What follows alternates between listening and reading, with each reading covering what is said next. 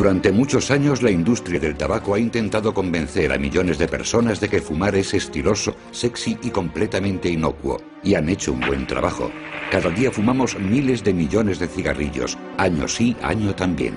De hecho, han sido las campañas más exitosas de la historia, en las que la seducción, la omisión y la distorsión de datos han sido elementos cruciales.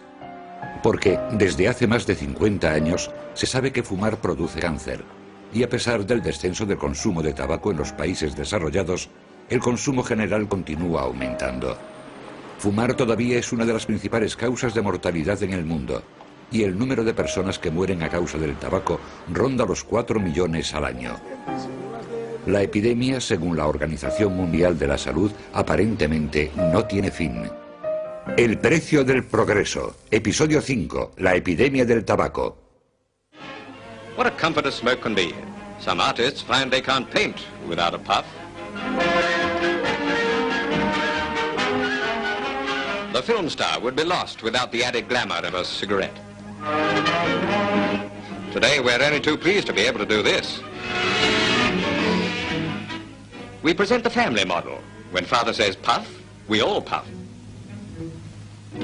Los cigarrillos siempre han estado relacionados con el placer. Al principio solo los consumían grupos elitistas, pero en el siglo XX la producción en serie y el comercio moderno hicieron que los cigarrillos estuviesen al alcance de todos. Antes de que se inventara la maquinaria para fabricar cigarrillos era muy caro hacerlos, y muy poca gente podía permitírselo. Con el desarrollo de las máquinas bajó su coste.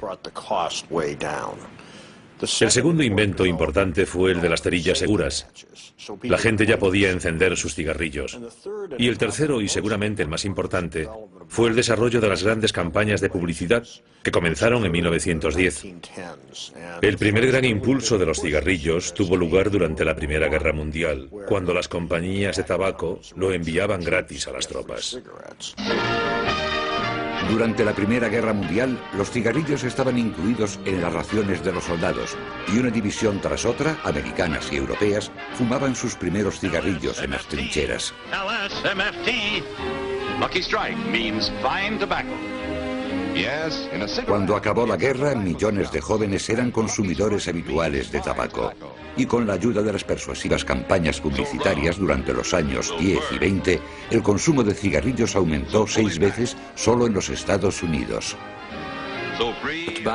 La industria del tabaco promovió mucha tecnología de la que ahora disfruta la fabricación en serie.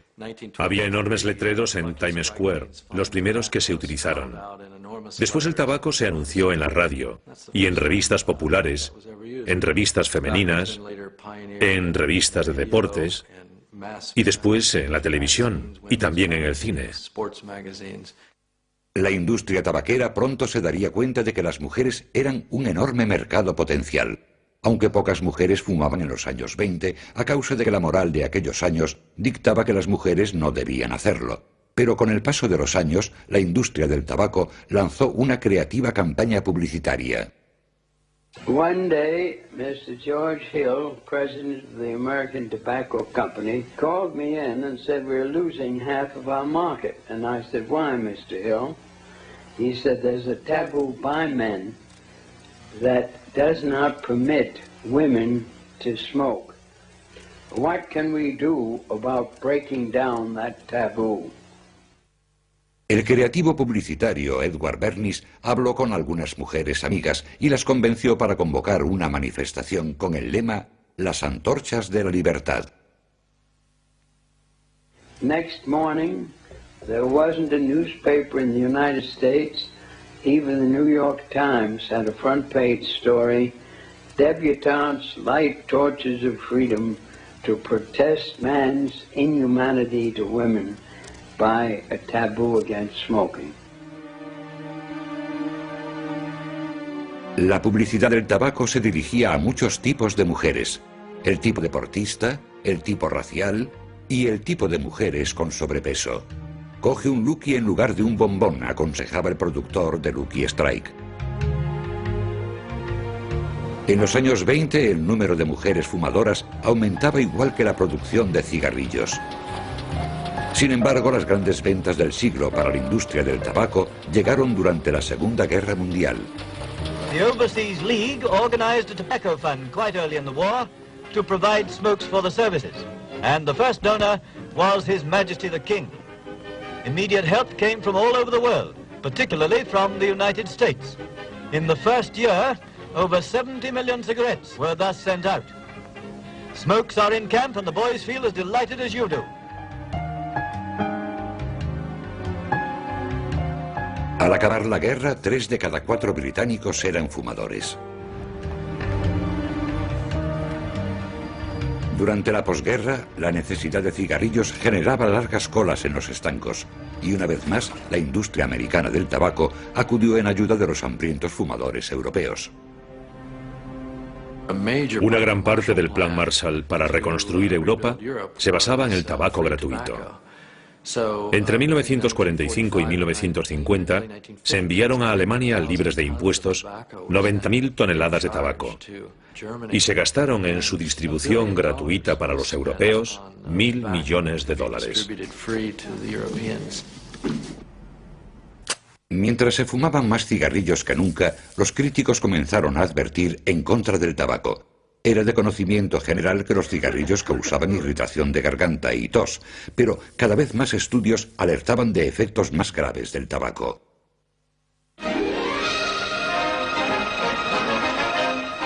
Coffin nails. Yes, that's what cigarettes are, according to the Medical Research Council. We've all heard something of the kind before, yet almost everybody smokes, including thousands young enough to know better. And as smoking is nowadays allowed nearly everywhere, it's on the increase year after year. So is lung cancer. A comienzos de los años 50 se completaron importantes estudios bien documentados. Richard Dole realizó amplios estudios epidemiológicos que mostraban que médicos británicos fumadores habían contraído cáncer más que los médicos británicos que no fumaban. Al mismo tiempo, Ernest Winter, aquí en los Estados Unidos, realizó experimentos en los que untaba a ratones con pasta de tabaco y estos contraían cáncer. Estos dos hallazgos unidos llamaron la atención de la gente. Una de las revistas más leídas, el Reader's Digest, que se publicaba en muchos idiomas y países, publicó convincentes estudios. El resto de la prensa, ese artículo decía que crearía un comité de investigación para estudiar la relación entre el tabaco y la salud. El propósito de la organización que crearon del Comité de Investigación del Tabaco era solo para distraer a la gente del principal asunto, para que la industria pudiese decir: estamos estudiando el problema, miren cuánto dinero estamos invirtiendo en la investigación del tabaco, cuando lleguemos a una conclusión se lo haremos saber. Durante los 40 años siguientes dijeron que no habían encontrado ninguna evidencia, que el tabaco no era peligroso. Necesitamos más investigaciones, necesitamos más bases científicas. Our reporter interviewed Sir Alexander Maxwell, chairman of the Tobacco Manufacturers Standing Committee. So far, what are the conclusions reached by your organization? They are given very clearly in the annual report which we've just issued, and which shows, I think, that there is need for much more research over a wide area, and in my opinion, to single out smoking as a causal agent is, on the evidence to date, completely unjustified. Well, thank you very much, sir, for your help. Well, thank you very much for letting me put our views forward. You better have a cigarette before you go ahead. Thank you. Goodbye.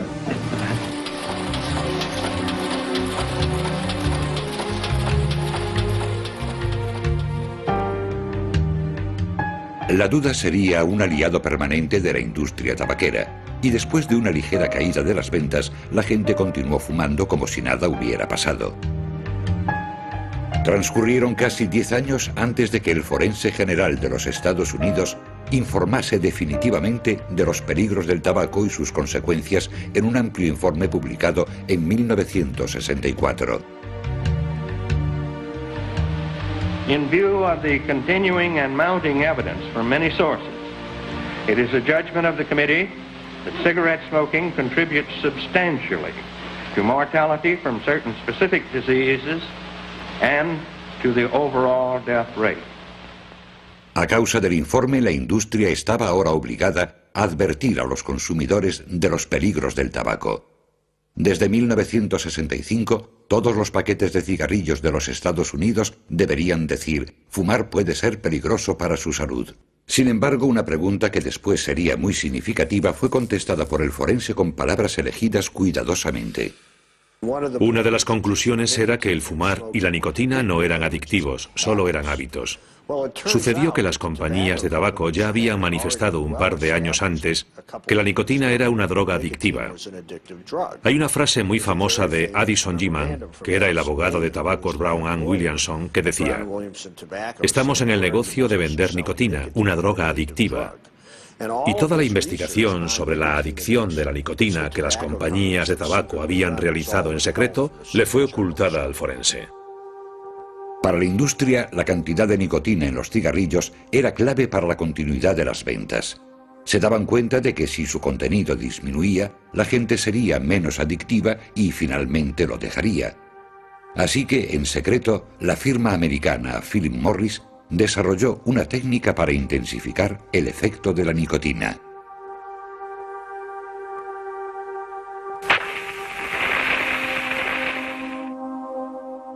La industria del tabaco a mediados de los 60 comenzó a añadirle amoníaco a las hojas de tabaco durante el procesado. Así conseguían aumentar el efecto desde la base.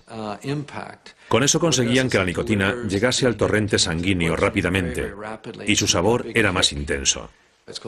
Se llamaba purificar la base y fue un proceso imitado más tarde por los fabricantes de cocaína para preparar el crack de cocaína en los años 70, y Marlboro lo hizo con los cigarrillos. Come to where the flavor is. Come to Marlboro country. Si repasamos los documentos de muchas compañías como Reynolds, L'Oreal y otras, vemos que se preguntaban por qué Marlboro vendía tanto, y comenzaron a cambiar el proceso de ingeniería y miraron hacia la química. Descubrieron que Philip Morris había añadido amoníaco y que la mayoría de los fabricantes de tabaco estaban añadiendo otras bases puras a su tabaco, haciendo un tabaco mucho más adictivo y aromático. El consumo de tabaco aumentaba rápidamente. En 1960, la población mundial fumaba miles de millones de cigarrillos. Pero en 1970, esa cantidad aumentó en más de 1.000 millones. En los Estados Unidos, los cigarrillos eran el producto más anunciado en radio y televisión. Pero a finales de los años 60, la industria tabaquera comenzó a encontrar oposición y la ley llamada Doctrina Justa obligaba a las televisiones norteamericanas a ofrecer espacios publicitarios para emitir campañas antitabaco. This young man has just quit smoking for a variety of intelligent reasons. Now he faces the biggest test of all. Durante unos años hubo mucha publicidad antitabaco en todo el país. Y aunque las compañías de tabaco tenían 3 veces más publicidad, el mensaje apelaba a la salud. Y por primera vez vimos un descenso continuado del consumo de cigarrillos.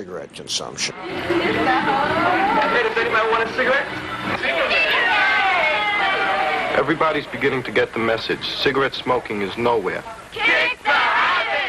Las compañías tabaqueras se dieron cuenta de que esta publicidad estaba acabando con ellos, y por eso las empresas acudieron al Congreso para decir: muy bien, queremos que se prohíba la publicidad de los cigarrillos en la televisión y la radio. Mucha gente pensó que era una victoria de los grupos en pro de la salud, pero fue un error porque también se prohibieron otros anuncios antipolución durante décadas. Aunque se prohibieron los anuncios de tabaco en la televisión, los cigarrillos todavía aparecían en las pantallas, porque la persistente industria encontraba nuevas formas de promocionar sus productos. Fueron las industrias del tabaco las que idearon la nueva forma de vender cigarrillos. Le pagaron a Sylvester Stallone, por ejemplo, para que fumase en muchas de sus películas. También al intérprete de James Bond en Licencia para Matar, porque se daban cuenta del tremendo poder emocional que suponía ver a estos actores en particular fumando en pantalla. Patrocinaron Superman 2, una película evidentemente orientada a los niños, en la que Lois Lane fumaba Marlboro Light. Lois Lane nunca había fumado en los cómics, nunca había fumado en la serie televisiva Superman. En ninguna aparición Lois Lane había fumado. Pero en una escena cumbre de la película, Superman se lanza contra un camión gigante de Marlboro. Ese camión no existía, se fabricó para la película. Y esa película todavía se emite hoy en televisión en hora punta. Básicamente es publicidad de Marlboro.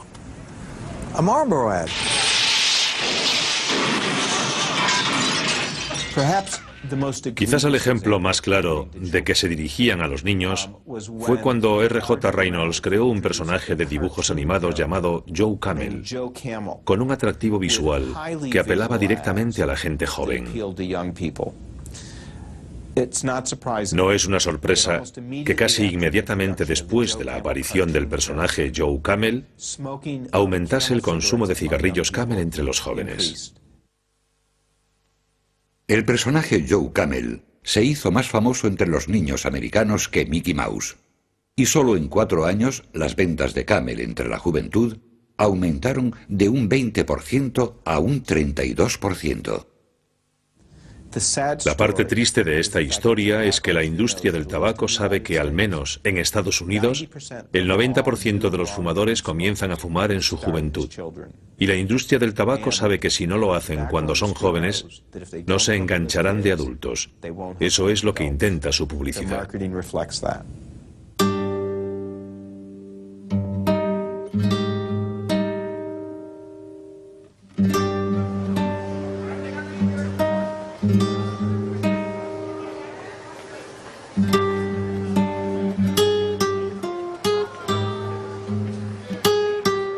El consumo global de tabaco continúa aumentando, pero se realizó un estudio impactante en Japón con respecto a la relación entre fumadores pasivos y cáncer de pulmón que pronto establecería una nueva legislación.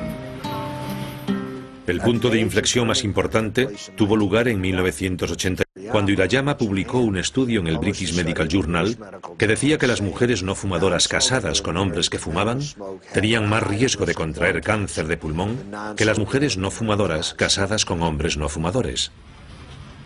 Durante 14 años, el profesor Hirayama, del Instituto Japonés del Cáncer, estudió el porcentaje de cáncer de pulmón entre 91.000 mujeres no fumadoras cuyos maridos eran fumadores.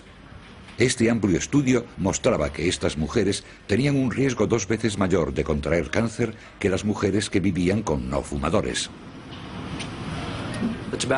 La respuesta de la industria tabaquera a este informe fue una campaña masiva diciendo que deberían enviar todas estas reclamaciones al Centro de Investigaciones de Medio Ambiente.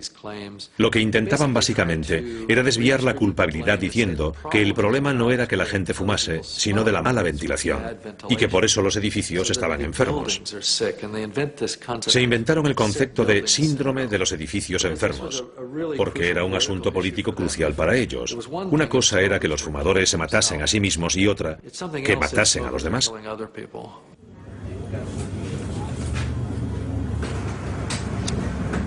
La prueba de que los fumadores pasivos podían sufrir cáncer de pulmón provocó un fuerte movimiento antitabaco en California y, como estado pionero, introdujo leyes muy estrictas con respecto al tabaco en los lugares de trabajo. Y el Ministerio de Salud lanzó una campaña masiva. Había gente en el Departamento de Salud, un joven en particular llamado Dilip Bol, que era un visionario. Dijo, ¿sabes? No le voy a decir a la gente, esto fue en el 88-89, no le voy a decir a la gente que fumar es malo. Les voy a decir que son las compañías de cigarrillos las que son malas. Gentlemen, the tobacco industry has a very serious multi-billion-dollar problem. We need more cigarette smokers, pure and simple. Ese original anuncio formaba parte de la campaña antitabaco de California en 1990. Mostraba a un grupo de personas sentadas en una mesa de reuniones riéndose sobre cómo enganchaban a la gente. So forget about all that heart disease, cancer, emphysema, stroke stuff. We're not in this business for our health. Fue un cambio radical respecto a todo lo que se había hecho anteriormente. La campaña californiana tenía 3 mensajes. Las compañías de tabaco mienten, la nicotina es adictiva y daña a los fumadores pasivos. Aquella campaña en California tuvo un efecto enorme. En los 14 meses que duró, el porcentaje de fumadores descendió de un 26% a un 16%. Aumentó la presión sobre la industria y muchos estados norteamericanos prohibieron fumar en edificios y restaurantes públicos.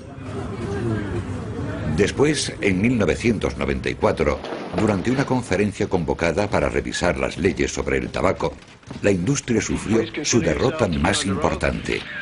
Durante esa conferencia se le preguntó a 7 ejecutivos de la industria si sabían que la nicotina era adictiva, y lo que la industria había hecho 25 años antes.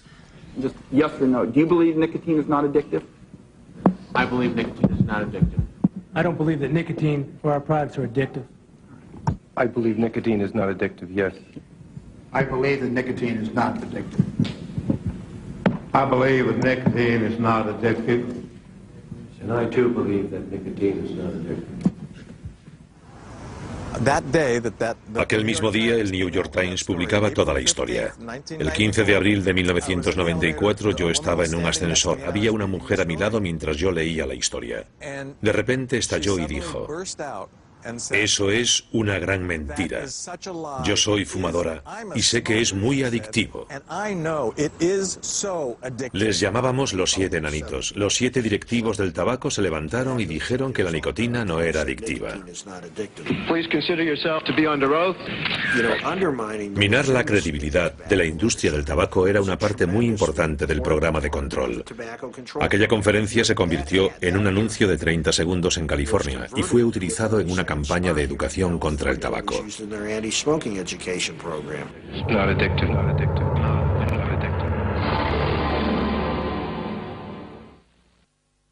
Poco después de aquel congreso surgió otro caso que cuestionaba la credibilidad de la industria del tabaco. Durante varios años, un empleado de la empresa americana Brown & Williamson había fotocopiado miles de documentos secretos. Había documentos de ejecutivos del más alto nivel, de científicos de alto nivel, de abogados de alto nivel y de los agentes de comunicación, y eran muy claros. Entre ellos estaba el memorándum de Addison Gilman de Brown & Williamson, que decía: pertenecemos al negocio de vender nicotina, una droga adictiva. Eso en 1963. Encontramos el contrato de Sylvester Stallone para fumar productos de Brown & Williamson en sus películas por $500,000. Encontramos evidencias de que ellos sabían claramente que fumar podía provocar cáncer ya en los años 50. Y encontramos documentos de indemnizaciones a fumadores por los cigarrillos manufacturados. Era impresionante, como haber entrado en el búnker de Hitler durante la Segunda Guerra Mundial.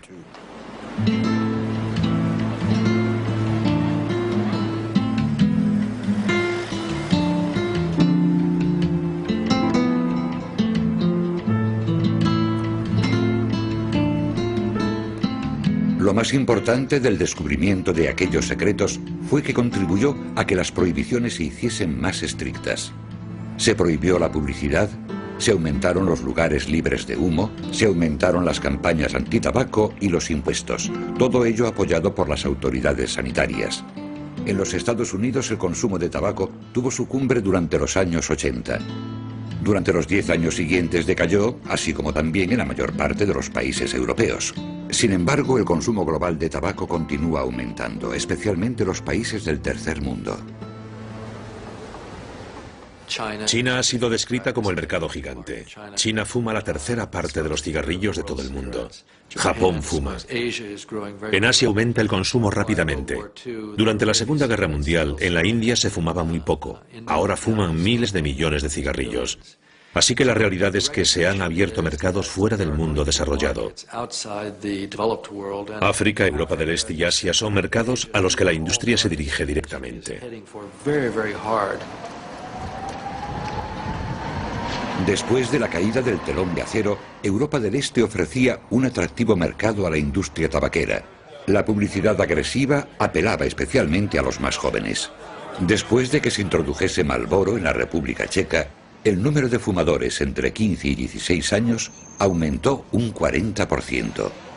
El consumo global de tabaco sigue aumentando, igual que el porcentaje de las personas que contraen enfermedades relacionadas con el tabaco, que mata a más de 4 millones de personas al año. Es una epidemia, porque actualmente ya no hay duda de que el consumo de tabaco es la causa principal de una muerte.